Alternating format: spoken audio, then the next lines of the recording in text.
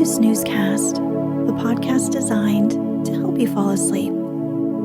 Find us on snoozecast.com and follow us on Instagram at Snoozecast to find behind-the-scenes content. If you enjoy our show, you can support us by writing a review on the Apple Podcasts app or sharing your favorite episode on social media, and of course, you can share us with a friend. This episode is brought to you by our Patreon supporters and by Golden Eagles. Tonight, we'll read the complete story of the Velveteen Rabbit, a British children's book written by Margery Williams in 1922. It chronicles the story of a stuffed rabbit's desire to become real through the love of his owner. Many listeners have asked us to complete this story, as when it originally aired on June 10th, 2019, we didn't include the ending. So, here it is, re-recorded. Enjoy.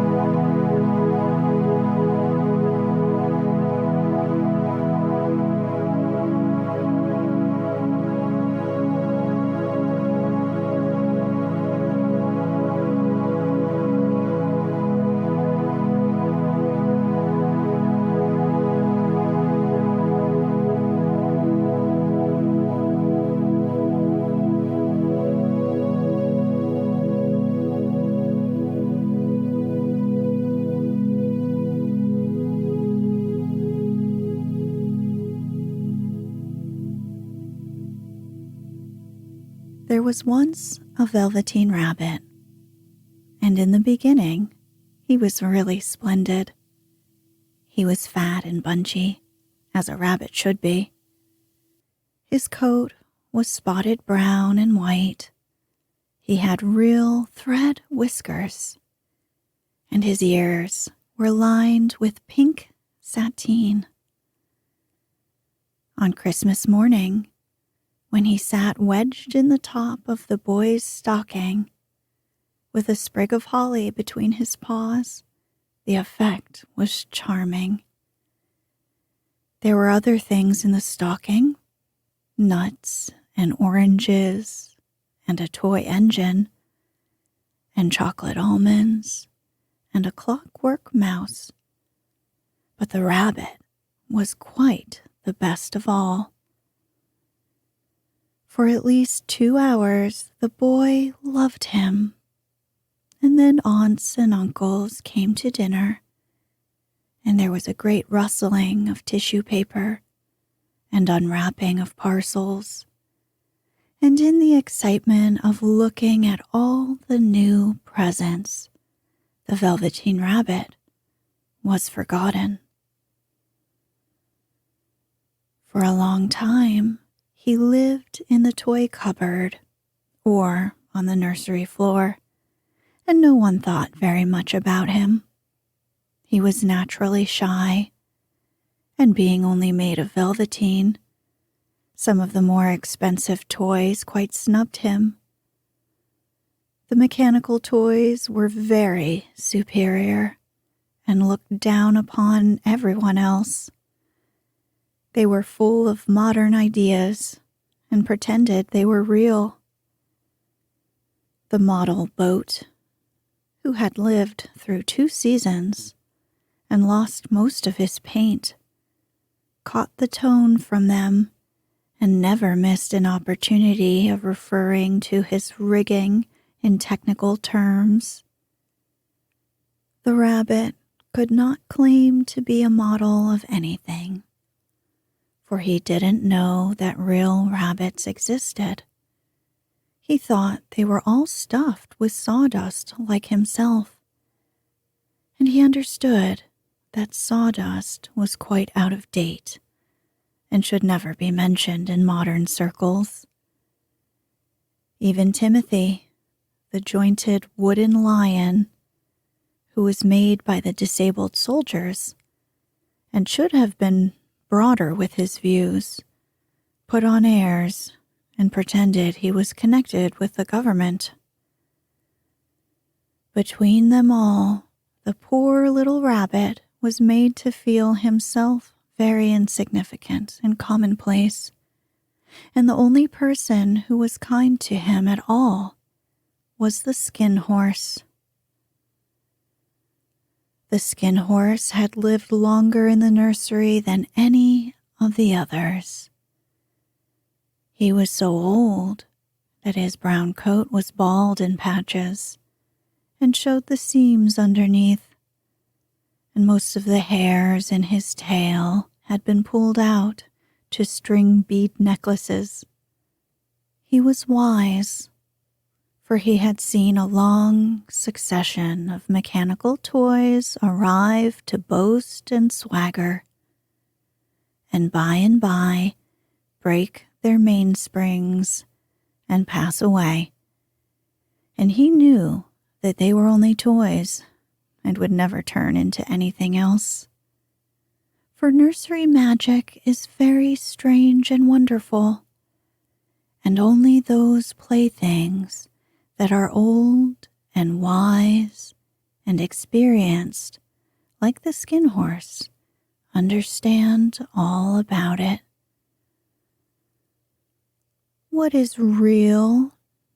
asked the rabbit one day, when they were lying side by side near the nursery fender before Nana came to tidy the room. "Does it mean having things that buzz inside you and a stick-out handle?" "Real isn't how you're made," said the Skin Horse. "It's a thing that happens to you. When a child loves you for a long, long time, not just to play with, but really loves you, then you become real." "Does it hurt?" asked the rabbit. "Sometimes," said the Skin Horse, for he was always truthful. "When you're real, you don't mind being hurt." "Does it happen all at once, like being wound up?" he asked. "Or is it bit by bit?" "It doesn't happen all at once," said the Skin Horse. "You become. It takes a long time. That's why it doesn't happen often to people who break easily, or have sharp edges, or have to be carefully kept.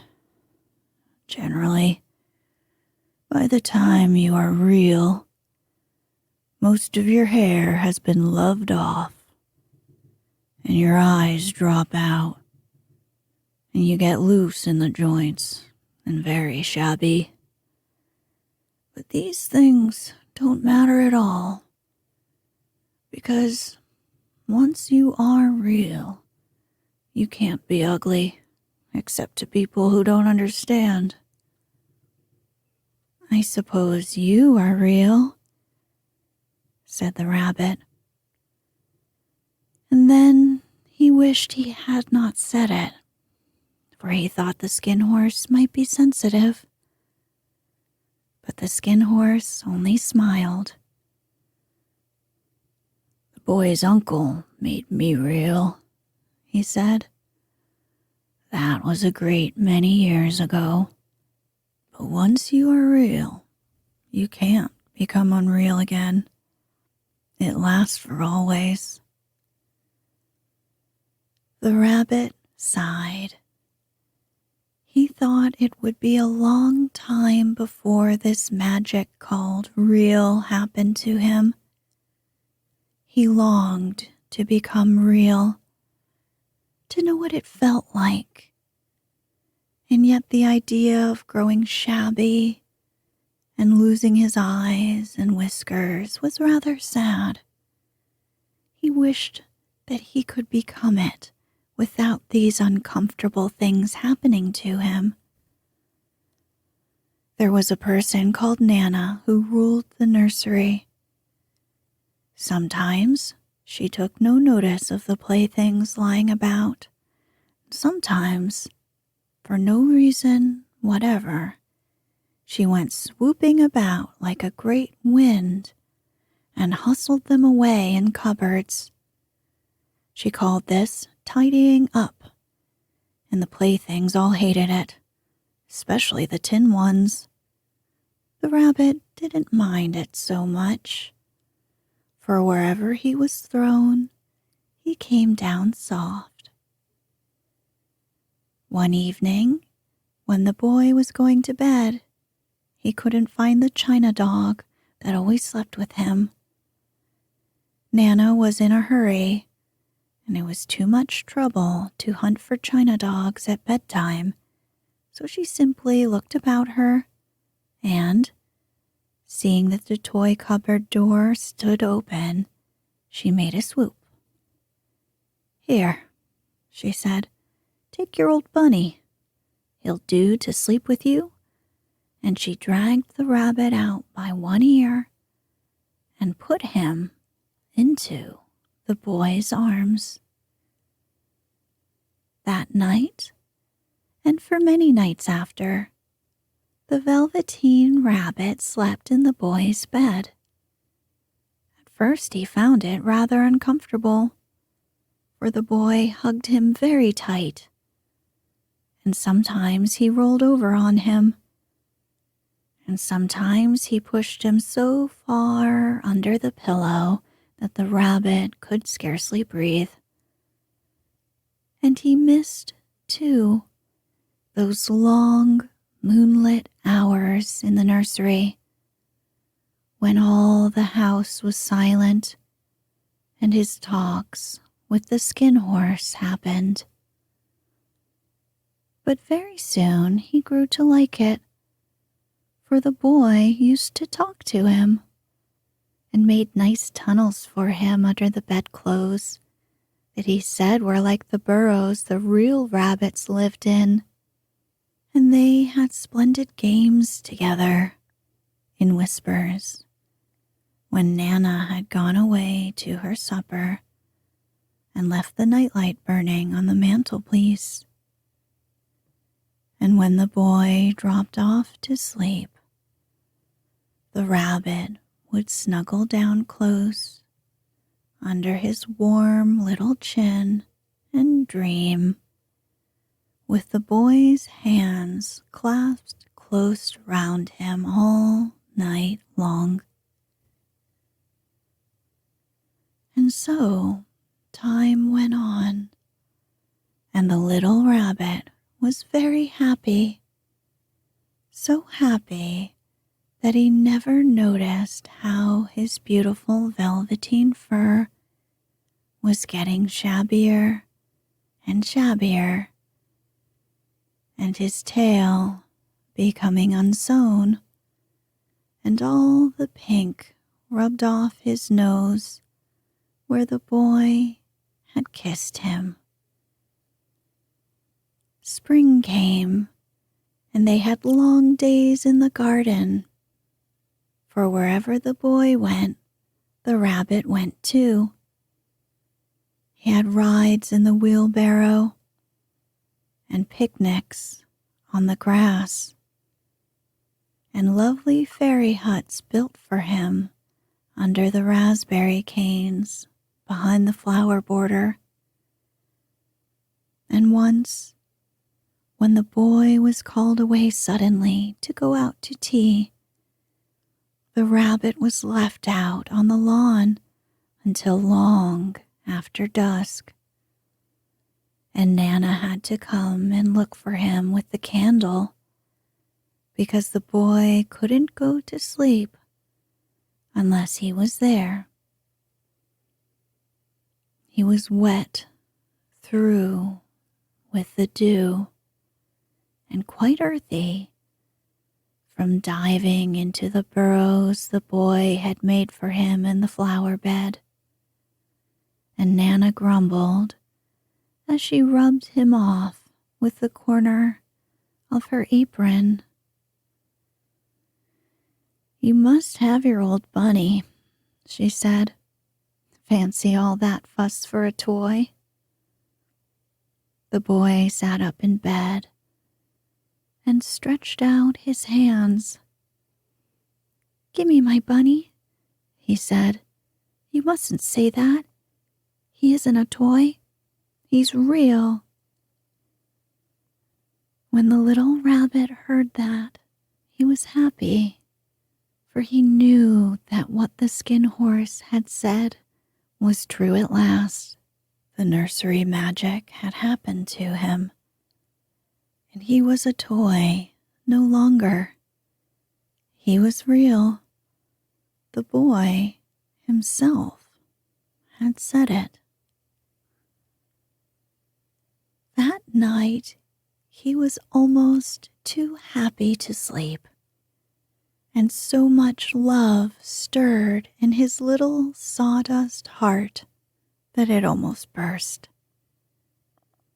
And into his boot-button eyes that had long ago lost their polish, there came a look of wisdom and beauty, so that even Nana noticed it next morning when she picked him up and said, "I declare if that old bunny hasn't got quite a knowing expression."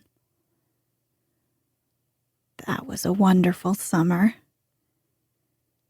Near the house where they lived, there was a wood, and in the long June evenings, the boy liked to go there after tea to play.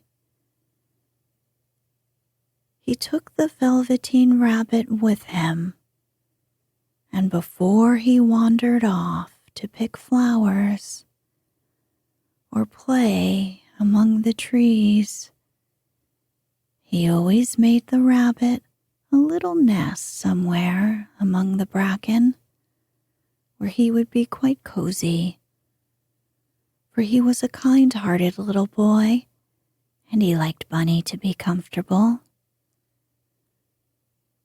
One evening, while the rabbit was lying there alone, watching the ants that ran to and fro between his velvet paws in the grass, he saw two strange beings creep out of the tall bracken near him. They were rabbits like himself, but quite furry and brand new. They must have been very well made, for their seams didn't show at all, and they changed shape in a strange way when they moved. One minute, they were long and thin, and the next minute, fat and bunchy, instead of always staying the same like he did. Their feet patted softly on the ground, and they crept quite close to him, twitching their noses, while the rabbit stared hard to see which side the clockwork stuck out, for he knew that people who jump generally have something to wind them up. But he couldn't see it. They were evidently a new kind of rabbit altogether. They stared at him, and the little rabbit stared back. And all the time, their noses twitched. "Why don't you get up and play with us?" one of them asked. "I don't feel like it," said the rabbit, for he didn't want to explain that he had no clockwork. "Oh," said the furry rabbit, "it's as easy as anything." And he gave a big hop sideways and stood on his hind legs. "I don't believe you can," he said. "I can," said the little rabbit. "I can jump higher than anything." He meant when the boy threw him, but of course he didn't want to say so. "Can you hop on your hind legs?" asked the furry rabbit. That was a dreadful question, for the Velveteen Rabbit had no hind legs at all. The back of him was made all in one piece, like a pincushion. He sat still in the bracken and hoped that the other rabbits wouldn't notice. "I don't want to," he said again. But the wild rabbits have very sharp eyes, and this one stretched out his neck and looked. "He hasn't got any hind legs," he called out. "Fancy a rabbit without any hind legs." And he began to laugh. "I have," cried the little rabbit. "I have got hind legs. I'm sitting on them." "Then stretch them out. Show me, like this," said the wild rabbit. And he began to whirl round and dance till the little rabbit got quite dizzy. "I don't like dancing," he said.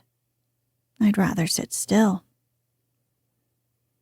But all the while he was longing to dance, for a funny new tickly feeling ran through him, and he felt he would give anything in the world to be able to jump about like these rabbits did. The strange rabbit stopped dancing and came quite close. He came so close this time that his long whiskers brushed the Velveteen Rabbit's ear, and then he wrinkled his nose suddenly and flattened his ears and jumped backwards. "He doesn't smell right," he exclaimed. "He isn't a rabbit at all. He isn't real." "I am real," said the little rabbit. "I am real. The boy said so," and he nearly began to cry. Just then, there was a sound of footsteps, and the boy ran past near them, and with a stamp of feet and a flash of white tails, the two strange rabbits disappeared. "Come back and play with me," called the little rabbit. "Oh, do come back. I know I am real." But there was no answer, only the little ants running to and fro, and the bracken that swayed gently where the two strangers had passed. The Velveteen Rabbit was all alone. "Oh dear," he thought. "Why did they run away like that? Why couldn't they stop and talk to me?" For a long time, he lay very still, watching the bracken and hoping they would come back. But they never returned, and presently the sun sank lower, and the little white moths fluttered out, and the boy came and carried him home. Weeks passed, and the little rabbit grew very old and shabby, but the boy loved him just as much. He loved him so hard that he loved all his whiskers off, and the pink lining to his ears turned gray, and his brown spots faded. He even began to lose his shape, and he scarcely looked like a rabbit anymore, except to the boy. To him, he was always beautiful, and that was all that the little rabbit cared about.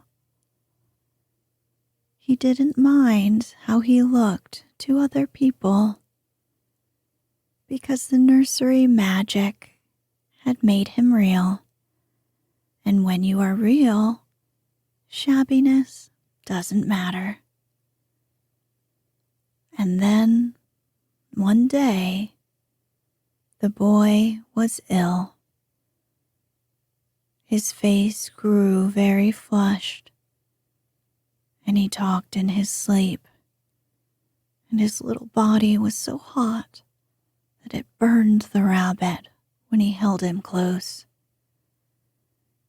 Strange people came and went in the nursery, and a light burned all night, and through it all, the little Velveteen Rabbit lay there, hidden from sight under the bedclothes, and he never stirred, for he was afraid that if they found him, someone might take him away, and he knew that the boy needed him. It was a long, weary time, for the boy was too ill to play, and the little rabbit found it rather dull, with nothing to do all day long.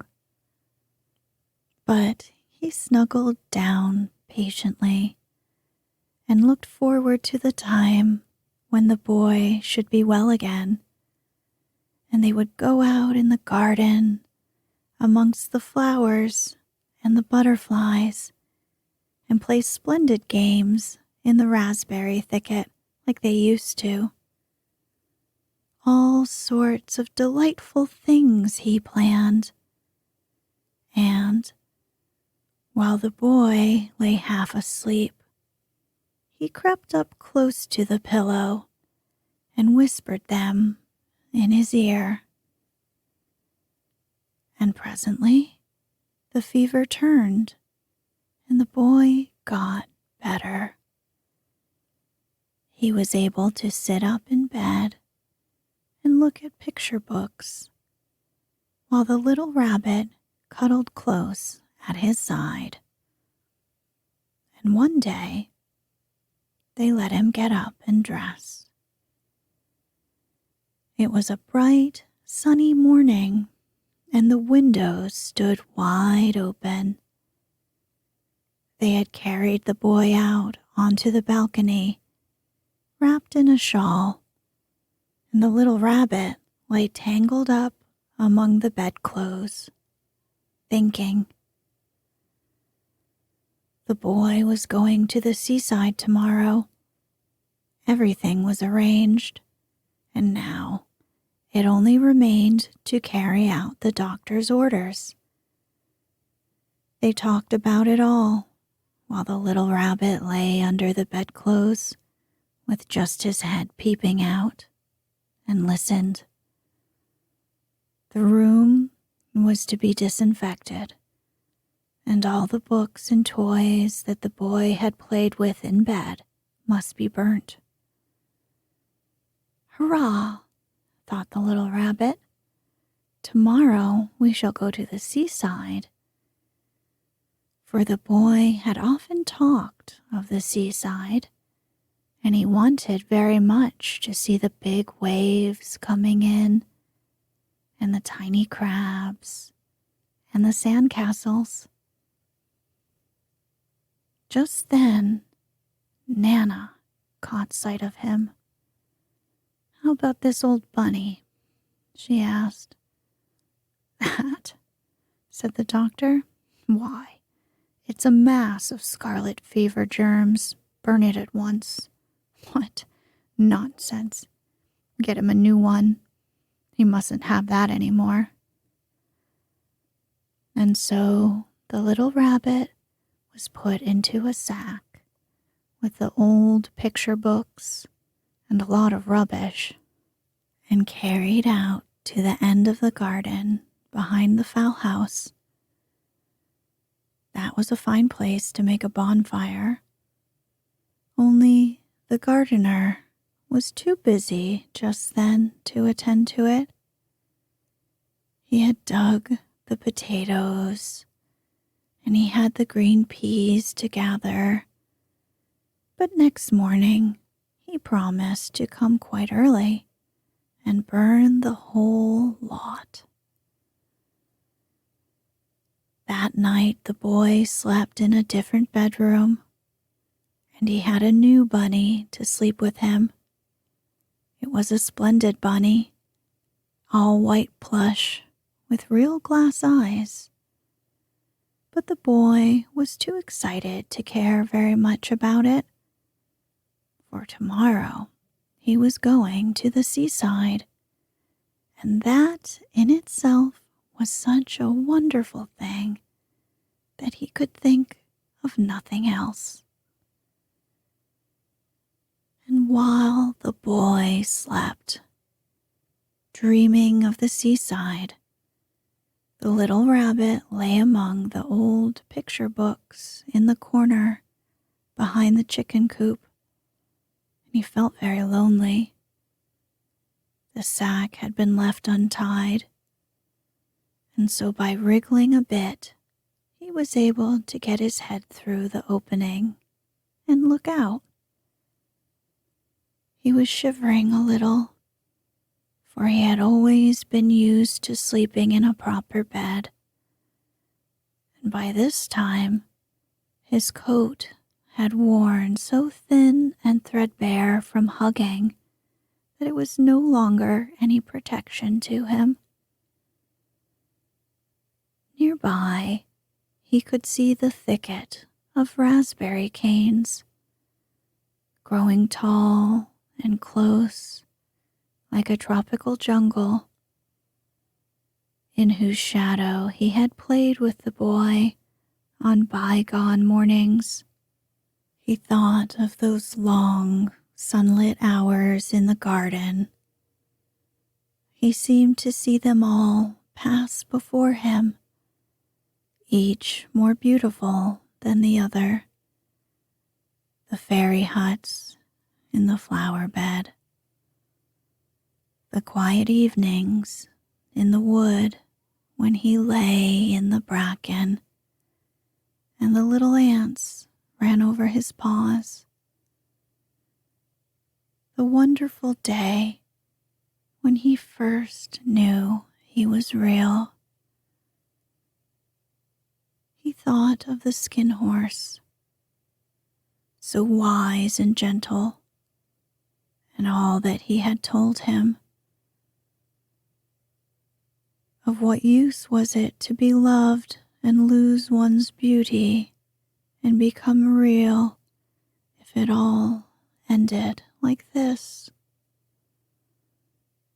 And a tear, a real tear, trickled down his shabby little velvet nose and fell to the ground. And then a strange thing happened. For where the tear had fallen, a flower grew out of the ground. A mysterious flower, not at all like any that grew in the garden. It had slender green leaves, the color of emeralds, and in the center of the leaves, a blossom like a golden cup. It was so beautiful that the little rabbit forgot to cry and just lay there watching it. And presently the blossom opened, and out of it there stepped a fairy. She was quite the loveliest fairy in the whole world. Her dress was of pearl and dewdrops, and there were flowers round her neck and in her hair, and her face was like the most perfect flower of all. She came close to the little rabbit and gathered him up in her arms and kissed him on his velveteen nose that was all damp from crying. "Little rabbit," she said, "don't you know who I am?" The rabbit looked up at her, and it seemed to him that he had seen her face before, but he couldn't think where. "I am the Nursery Magic Fairy," she said. "I take care of all the playthings that the children have loved. When they are old and worn out and the children don't need them anymore, then I come and take them away with me and turn them into real." "Wasn't I real before?" asked the little rabbit.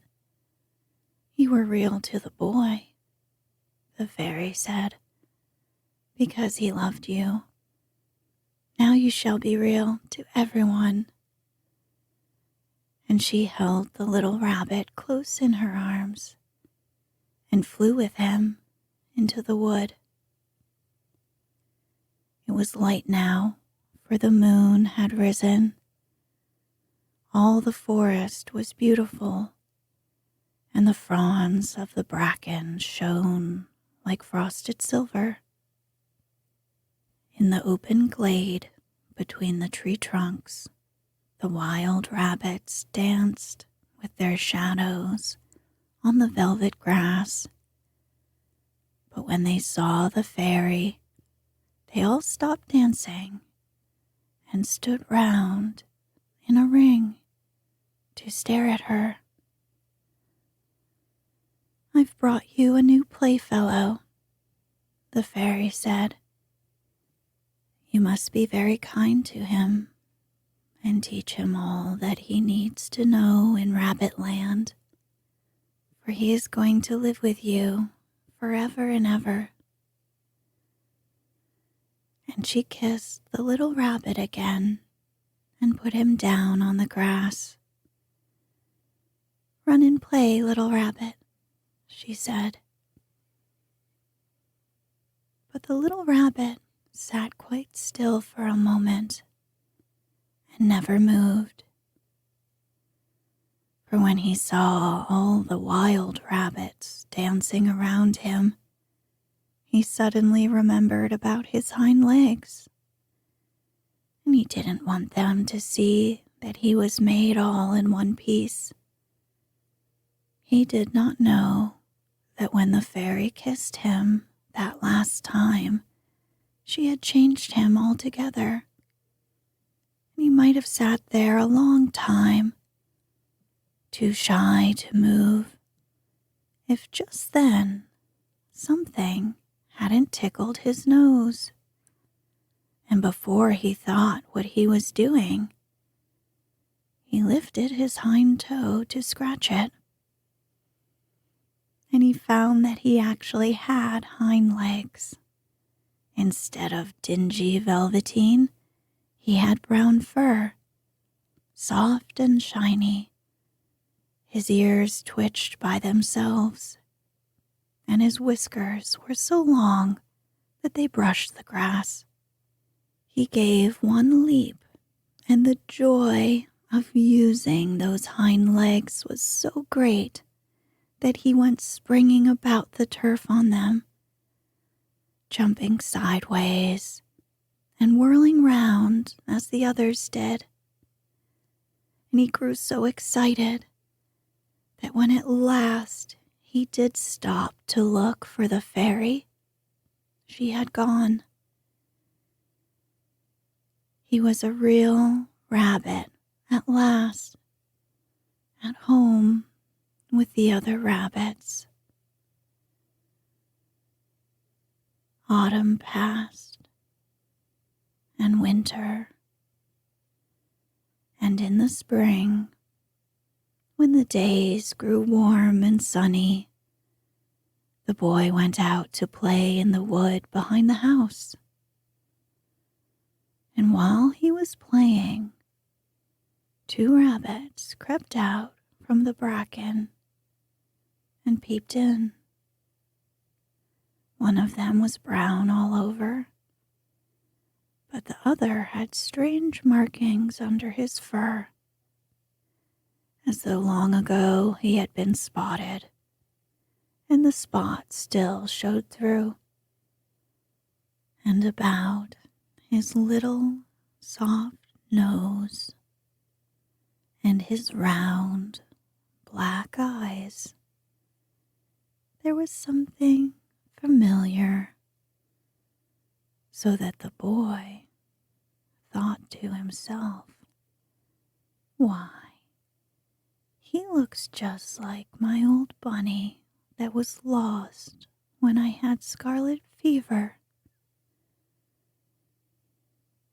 But he never knew that it really was his own bunny, come back to look at the child who had first helped him to be real.